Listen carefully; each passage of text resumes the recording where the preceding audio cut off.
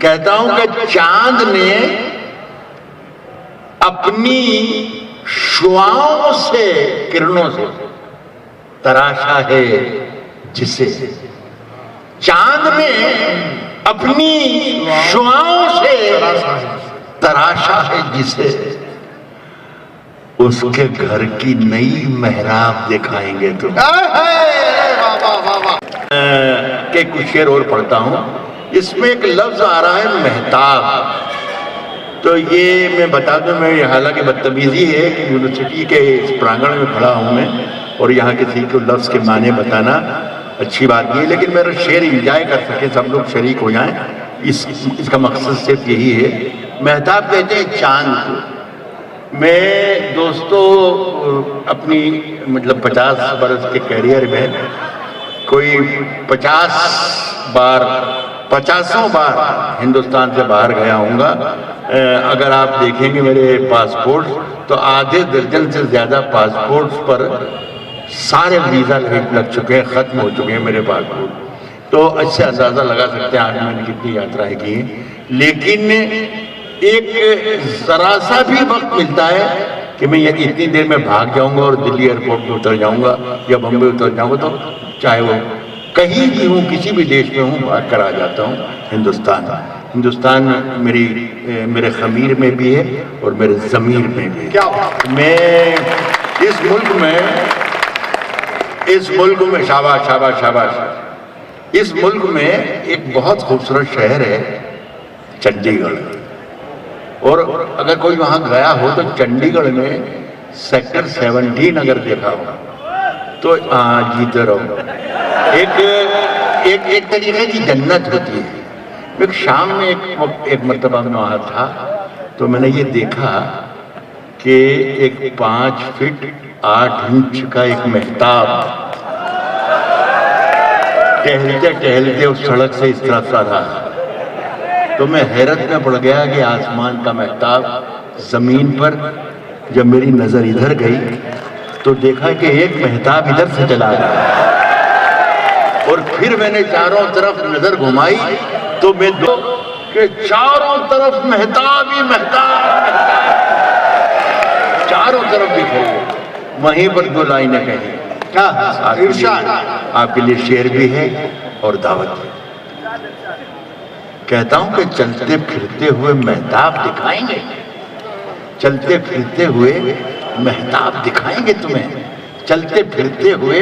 مہتاب دکھائیں گے تمہیں، چلتے پھرتے ہوئے مہتاب دکھائیں گے تمہیں، ہم سے ملنا کبھی پنجاب دکھائیں گے۔ چلتے پھرتے ہوئے مہتاب دکھائیں گے تمہیں، ہم سے ملنا کبھی پنجاب دکھائیں گے تمہیں، چاند ہر چھت پہ ہے، سورج ہے ہر ایک آنگن میں۔ آپ کو یہ گروجن سامنے بیٹھے ہوئے ہیں، دھیان رکھیے گا، کئی لڑکے کل ریلوے اسٹیشن پہ پنجاب میل کا انتظار کرتے ہوئے دیکھیے آپ کیا کہہ رہا ہوں کہ ہم سے ملنا کبھی پنجاب دکھائیں گے تمہیں، چاند ہر چھت پہ ہے، سورج ہے ہر ایک آنگن میں۔ نیند سے جاگو تو کچھ خواب دکھائیں گے۔ چاند ہر چھت پہ ہے، سورج ہے ہر ایک آنگن میں، نیند سے جاگو تو کچھ خواب دکھائیں گے، کچھ خواب دکھائیں گے تمہیں۔ ایک اس میں اچھا شعر بھی ہے اگر آپ سن لیں تو، ایک بڑا شعر، بڑا سبجیکٹ ہے یہ، لڑکیوں کے بارے میں تو ساری زندگی شاعروں نے بہت شعر کہے، اور کہتے ہیں تغزل چل رہا ہے، لیکن تغزل میں اپنے محبوب کے ناخن سے لگا کے سر کے بال تک کوئی چیز نہیں چھوڑی گی جس کی تعریف انہوں نے نہیں کی۔ مطلب چاند کو کہہ دیا کہ یہ تراشا ہوا ناخن کا ٹکڑا ہے میری معشوق، یہاں تک کہہ دیا۔ ناخن بڑھتے تو شعر کہتے ہیں، قد بڑھتا ہے تو شعر کہتے ہیں،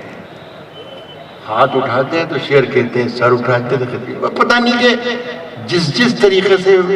عمر بڑھتی جاتی ہے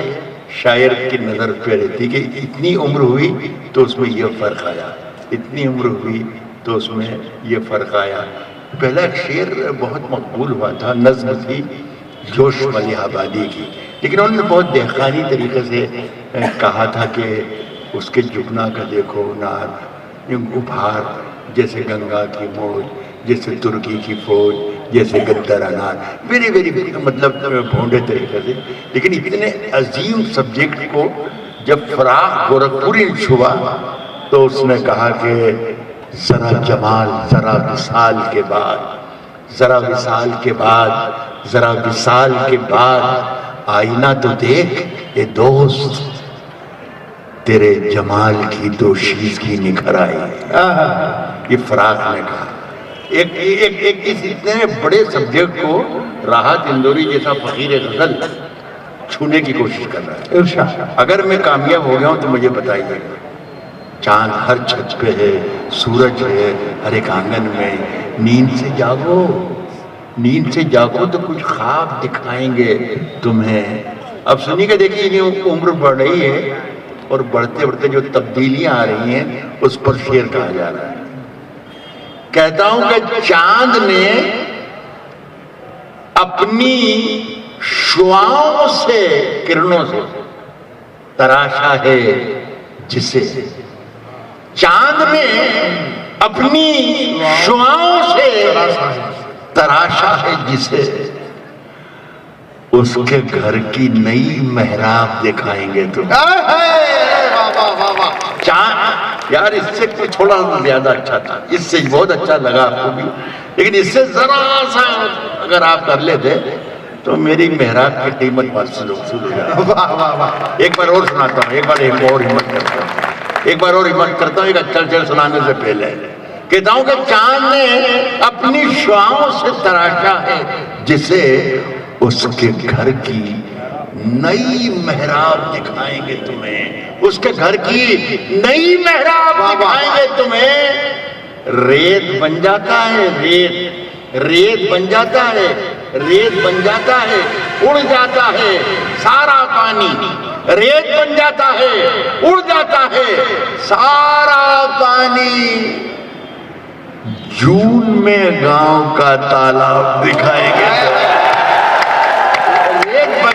ہے اڑ جاتا ہے سارا پانی، جون میں گاؤں کا تالاب دکھائیں گے تمہیں۔ ایک میرا شعر میں تو ابھی کوئی گھنٹوں کا مہمان ہو آپ کے ہاں، لیکن ایک شعر کل اگر آپ چرچا کریں تو یاد کریں، اگر کبھی یاد رہ جائے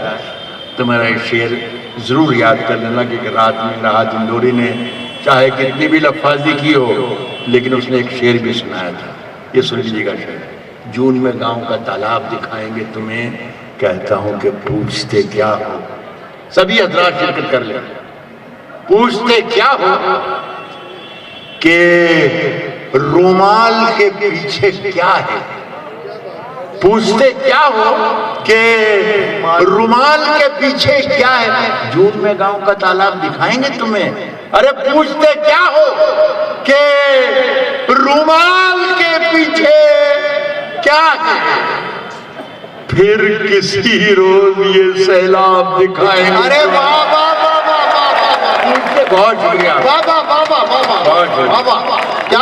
کیا ہو کہ رومال کے پیچھے کیا ہے، پھر کسی روز یہ سیلاب دکھائیں گے۔ بہت بہت شکریہ آپ کا، بہت بہت نوازش شکریہ۔